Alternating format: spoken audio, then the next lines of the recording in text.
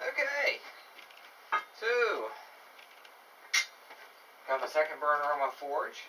I changed the old burner over to, at least with the orifice, over to the same style as the new burner. And before I did that, though, I did a test piece to see if it would get hot enough to fire weld. And even though this one wasn't performing as well, I was able to do it. So now that I got this one better, and this awesome new burner that I just assembled, it's time to give Damascus a try. Now, I hope, because this one here is a piece of 1080 carbon steel. I've made quite a few knives out of it so far.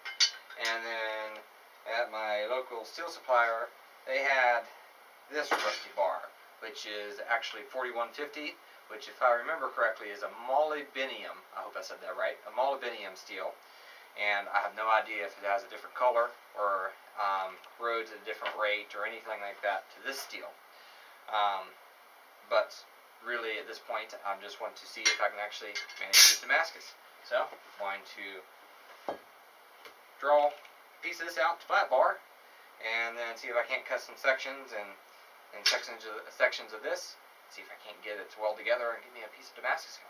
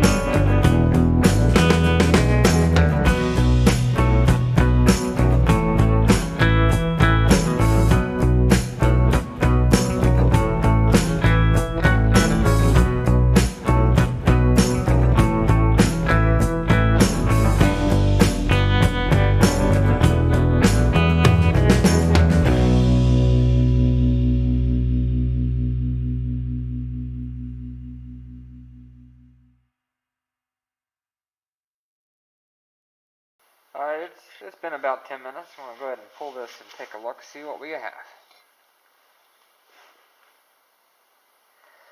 I don't know if you can see it on the camera or not, but the layers are there. And yeah, that turned out quite nice. It was only about 16 layers. I didn't have enough metal to go any further after the forging, but the pattern's very bold and easy to distinguish. Hopefully after a little bit of polishing, after polishing it'll show up a bit better. It does look like the carbon steel's etching away faster anyways. So I have a lot of work ahead of me yet. I still have to harden this blade. I haven't got that far yet, but before I do that I want to get the holes in for the handle and all that. I think I'll go ahead and include that in a different video because I already have a ton of footage. So go ahead and put this in the solution over here to neutralize the acid. And wrap it up.